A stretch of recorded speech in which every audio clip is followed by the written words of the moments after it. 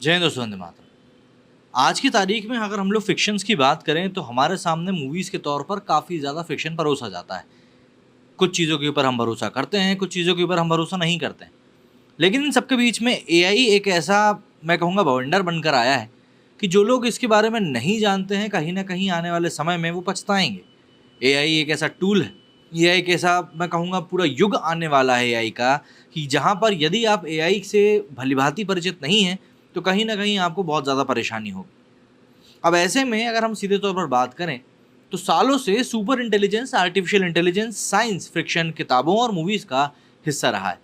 आपने कई सारी मूवीज़ में देखा होगा कि रोबोट्स, एंड्रॉइड्स और सुपर कंप्यूटर्स दुनिया पर कब्जा कर लेते हैं और फिर इंसानों से मशीनों की जंग शुरू हो जाती। कुछ सालों पहले तक ये सब फिल्मी कहानी ही लगती थी, लेकिन आज की तारीख में एआई के बढ़ते दायरे ने लोगों को डराना शुरू कर दिया है।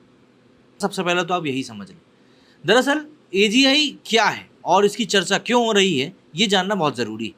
भले ही जनरेटिव एआई और आर्टिफिशियल जनरल इंटेलिजेंस एक जैसे टर्म्स हों, लेकिन इन दोनों के मतलब काफ़ी हद तक अलग है।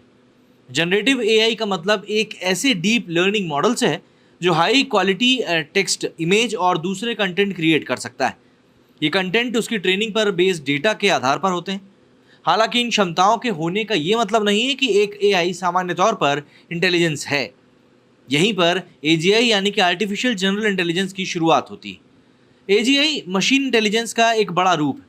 ओपन एआई के मुताबिक एजीआई एक ऐसा हाई ऑटोनोमस सिस्टम है जो कि आर्थिक रूप से सबसे ज़्यादा वैल्यूएबल काम को इंसान से बेहतर ढंग से कर सकता है। आज के समय में एआई इतना मजबूत हुआ नहीं है, ये हम सभी जानते हैं, और इसके बारे में और भी ज़्यादा एक्सप्लोरेशन चल ही रहा है। लेकिन अमेरिकी बाजार में मार्च 2023 के डेटा के मुताबिक सबसे कॉमन जॉब्स में कैशियर, खाना बनाने वाले, स्टॉकिंग एसोसिएट, लेबर, चौकीदार, कंस्ट्रक्शन वर्कर, मुनीम, सर्वर, मेडिकल असिस्टेंट और बारटेंडर शामिल हैं। इन कामों को करने के लिए आपको ना सिर्फ इंटेलेक्चुअल कैपेसिटी चाहिए, बल्कि आपके पास आज के रोबोट से कहीं ज़्यादा मैनुअल स्किल्स भी होनी चाहिए। तो ऐसे में सवाल उठता है कि अब एजीआई क्या है। तो आसान भाषा में आपको समझाऊं तो एजीआई आज के दौर में मौजूद आर्टिफिशियल इंटेलिजेंस का ज़्यादा पावरफुल वर्जन होगा। इसे एआई के अगले लेवल के रूप में भी देखा जा रहा है। ये भी कह सकते हैं कि आप एआई के जिन खतरों के बारे में आज सुन रहे हैं, वो मौजूदा एआई से नहीं बल्कि एजीआई से जुड़े हुए हैं। मतलब कि जो हम बात करते हैं ना कि एआई एक समय पर दुनिया पर कब्जा कर लेगा, वो एआई नहीं बल्कि एजीआई करेगा। एजीआई इंसानों के बराबर लर्निंग और समझ की क्षमता रखेगा। इसका मतलब है कि इसके बाद डेटा का एक बड़ा संग्रह होगा। कुछ लोगों का यहीं पर मानना है कि एजीआई एक बहुत करीब है हमारे, और इसे बहुत तेज़ी से हो रहे विकास पर रोक लगानी चाहिए।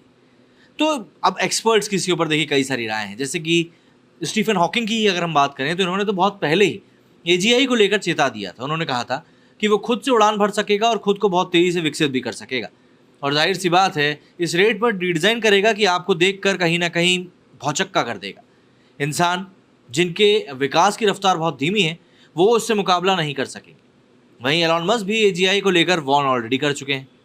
साल 2017 की बात है, यूनिवर्सिटी ऑफ अल्बर्टा के computer science professor Richard Sutton ने कहा था कि 25% चांस है कि साल 2030 तक ये एजीआई जो है काफ़ी हद तक विकसित हो जाएगा। वहीं साल 2040 तक विकसित होने के चांस 50% है, और 10% चांस है कि ये कभी भी विकसित होगा ही नहीं। मतलब कि एक बात तय है कि एजीआई को विकसित तो होना है, लेकिन यहाँ पर समस्या ये है कि एजीआई, जो कि अपने आप में काफ़ी ज़्यादा एक रोचकता, एक क्यूरियोसिटी, एक एंथुसियास्ट पर्सन को लेकर आएगा, लेकिन वहीं पर बात ये भी है कि एजीआई के फैलने के कारण कहीं ना कहीं मानवता को लेकर भी एक बहुत बड़ी जंग शुरू हो सकती है। मेरे स्टूडियो में फिलहाल इतना ही। जय हिंद, जय भारत।